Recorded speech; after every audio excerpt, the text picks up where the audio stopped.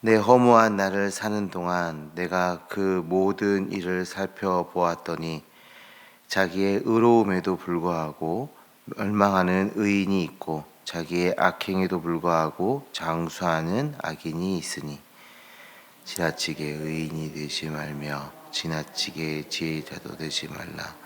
어찌하여 스스로 패망하게 하겠느냐. 지나치게 악인이 되지도 말며 지나치게 우매한 자도 되지 말라. 어찌하여 기한 전에 죽으려고 하느냐.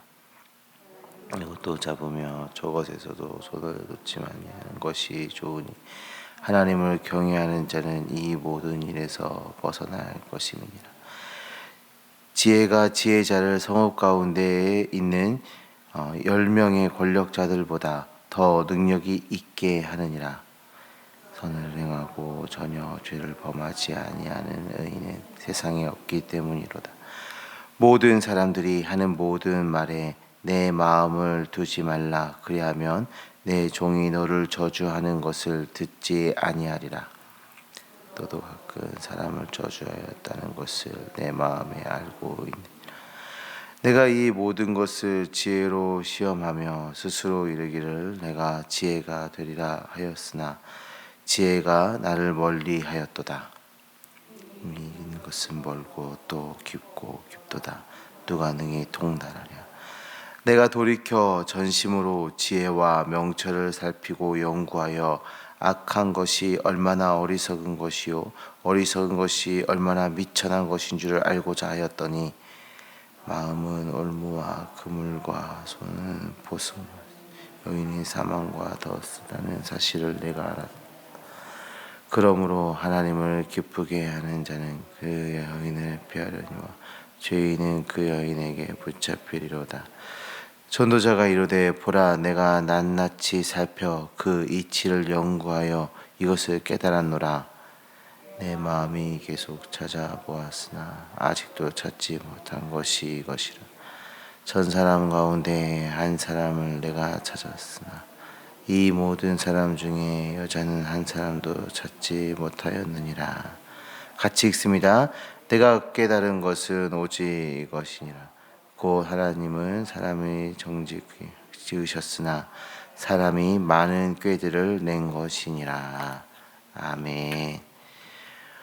유대인들은 전통적으로 지혜를 강조해 왔습니다. 그리고 지혜자는 곧 의인이라는 그런 인식을 가지게 되었습니다. 그런데 오늘 본문에서는 자기는 지혜를 찾는 데 실패했다고 고백하면서 지혜가 없는 지혜자라는 이상한 자기 정의를 내리고 있습니다.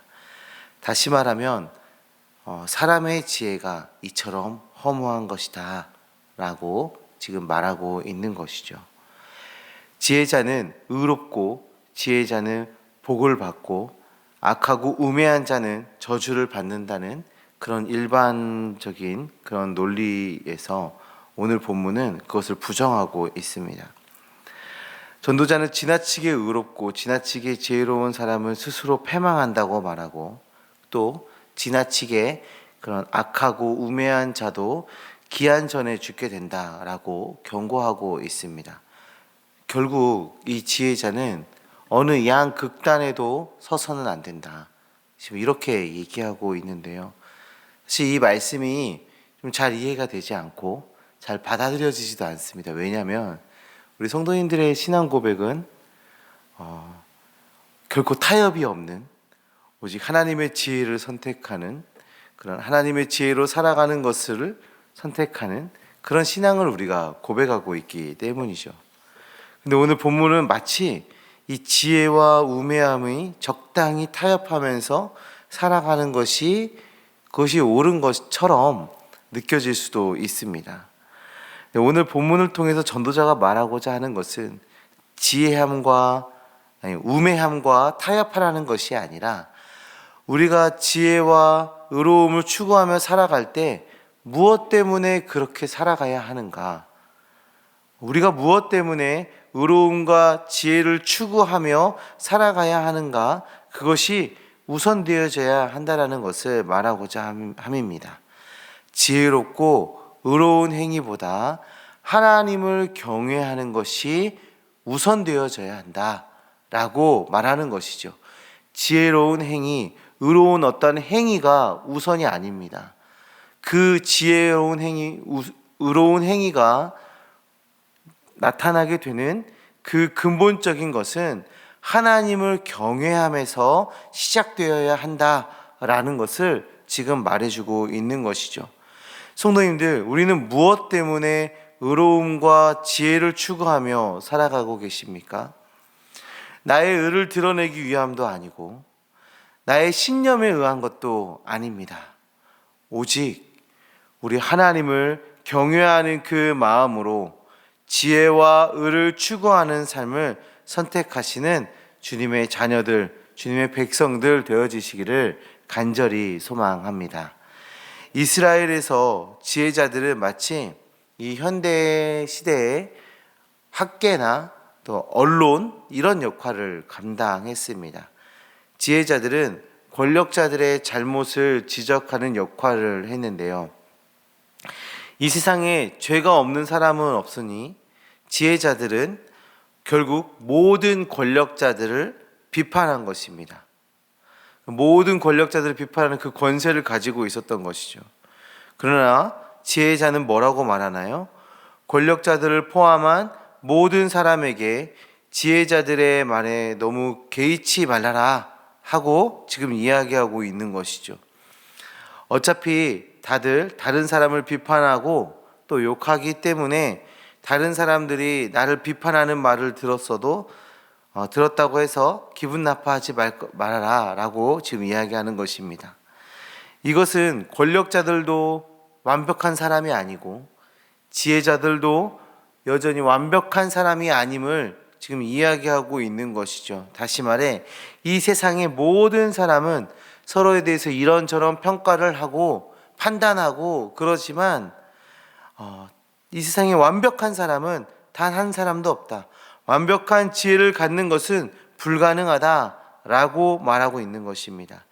자신이 지혜롭다 말하며 남을 평가하고 남의 평가에 또 반발하는 것이 지혜자의 모습이 아니라 오히려 자신의 부족함을 인식하고 자신의 부족함을 받아들이고 넉넉한 여백을 소유한 사람이 더욱 지혜로운 모습이다 라고 말해주고 있는 것입니다.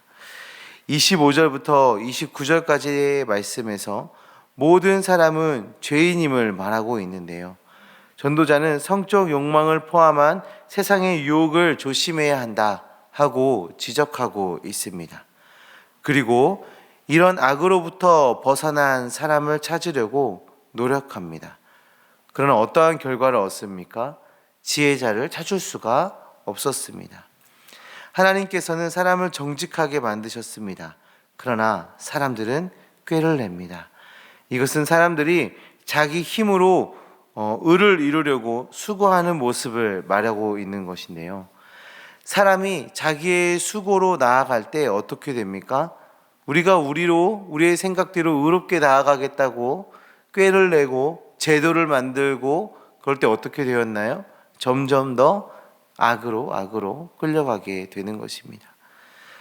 성도님들, 자신은 의로워서 어리석은 판단을 할 수 없다며 남을 판단하고 평가하는 것은 자신은 의로워서 어리석은 판단을 할 수 없고 남을 판단하고 평가하는 것은 굉장히 어리석은 모습입니다. 우리는 아무리 꾀를 내고 열심을 낸다 해도 우리의 힘으로는 결코 의로워질 수가 없습니다.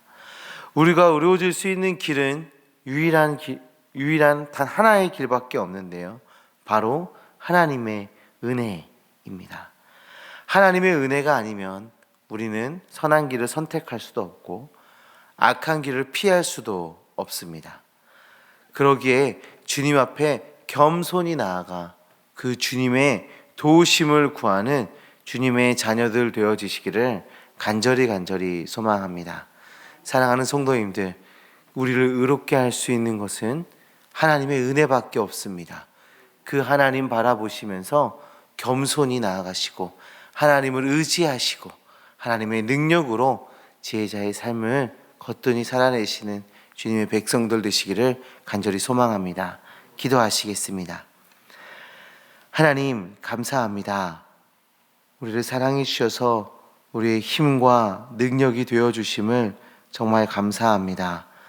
주님께 우리의 삶을 의탁하며 나아가오니 우리를 어리석음에서 건져주시고 우매함 가운데서 우리를 건져주셔서 지혜자의 그 삶을 살아갈 수 있도록 주님 함께하여 주시옵소서. 우리가 아무리 노력하고 아무리 열심을 내고 우리가 아무리 계획한들 지혜자가 될 수 없음을 말씀을 통해 깨달았습니다. 하나님 함께하여 주시옵소서. 붙잡아 주시옵소서. 성령 하나님께서 우리에게 가르치시고 하나님의 그 지혜를 기억나게 하여 주시옵소서. 하나님 우리의 삶을 주님께 다 내어 맡깁니다. 예수 그리스도의 이름으로 기도합니다. 아멘.